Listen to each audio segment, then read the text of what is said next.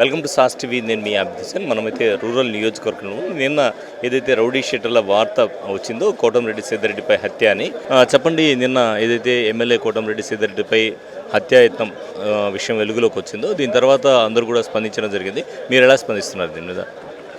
మేము ఎప్పుడు ఆయన వెంట ఉండేవాళ్ళని. ఎందుకంటే కోటంరెడ్డి శ్రీధర్ రెడ్డి గారికి భయం అనేది ఆయన ఇందాక చెప్పాడు, ఆయన డిక్షనరీలో లేదని. కాబట్టి ఆయనకి గన్మ్యాన్లు ఇవన్నీ అవసరాన్ని బాధపడదు. ఒకటే 4 రోజుల క్రితం పోలీస్ శాఖ తెలిసిన తర్వాత ఒక మాట చెప్పుకుంటే బాగుండేదని చెప్పాను.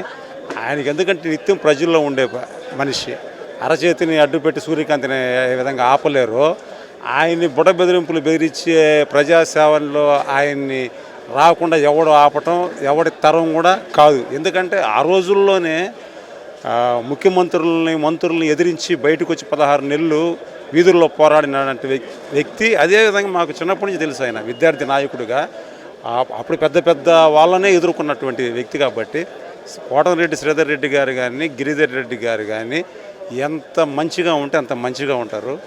వాళ్ళు ప్రజాసేవ కోసం ప్రజల కోసం ఎంత దూరమైనా వచ్చే వ్యక్తులు వాళ్ళు. కాబట్టి వాళ్ళకి ప్రజల అండం ఉంది, దేవుడు దయ, దేవుడి దీవెనలు, దేవుని ఆశీస్సులు, నెల్లూరు రూరల్ ప్రజల ఆశీస్సులు నిండుగా ఉన్న వ్యక్తులని ఎవడు ఏమీ చేయలేరు. ఖచ్చితంగా ఇందాక శ్రీధరన్న గారు చెప్పారు, ఏ విధంగా అయితే వ్యూహాలు రచించాలో నాకు బాగా తెలుసు. చిన్నప్పటి నుంచి అంటే యుద్ధాన్ని గెలవాలంటే సైన్యం కాదు ముఖ్యం, వ్యూహం ముఖ్యం. మాకు వ్యూహకర్త దాన్ని ఏ విధంగా చేయాలనే వాళ్ళు మాకు ఇద్దరు ఉన్నారు.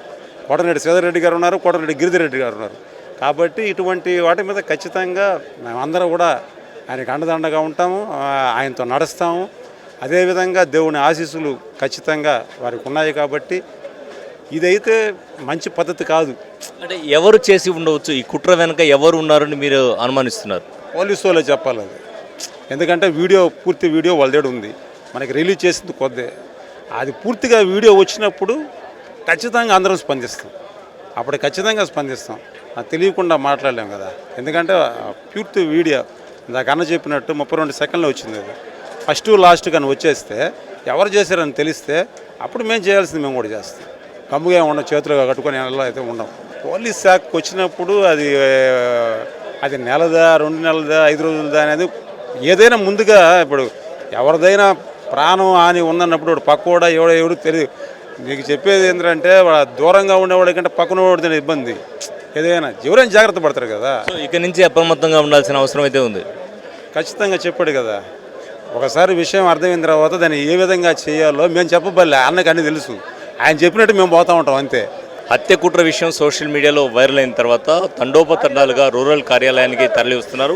బ్యాక్గ్రౌండ్లో మనం చూడొచ్చు, మొత్తం కూడా రూరల్ కార్యాలయం అయితే కార్యకర్తలతో నిండిపోయినటువంటి పరిస్థితి. అందరూ కూడా వచ్చి శ్రీధరన్కు సంఘీభావం తెలియజేసేటువంటి పరిస్థితి నెలకొందని చెప్పవచ్చు. ఎందుకంటే ఇక్కడంతా కూడా ఎమ్మెల్యే శ్రీధర్ రెడ్డిని శ్రీధరన్ అని పిలుస్తూ ఉంటారు. సో ఆ విధంగా ఎమ్మెల్యేకు సంఘీభావం తెలిపేటువంటి పరిస్థితి ఇక్కడ నెలకొంది. మరికొంతమంది టీడీపీ నాయకులు మనతో ఉన్నారు, వారితో మాట్లాడదాం. చెప్పండి, ఇది కుట్ర ఏదైతే జరిగిందో ఈ కుట్ర మీద మీ స్పందన ఏంటి? విషయాన్ని నేనైతే రూరల్ నియోజకవర్గం 33వ డివిజన్ అధ్యక్షుడు, టీడీపీ డివిజన్ అధ్యక్షుడు. కానీ ఇది చాలా బాధాకరమైన విషయం.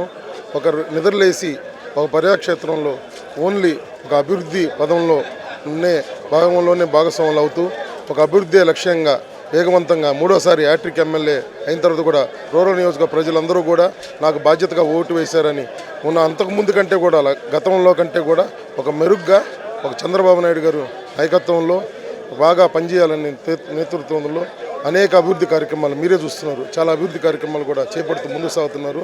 అలాంటి వ్యక్తి మీద ఈ విధంగా ఒక రౌడీ షీటర్లు అనే వాళ్ళు ఈ విధంగా చేయటం అనేది చాలా బాధాకరమైన విషయం.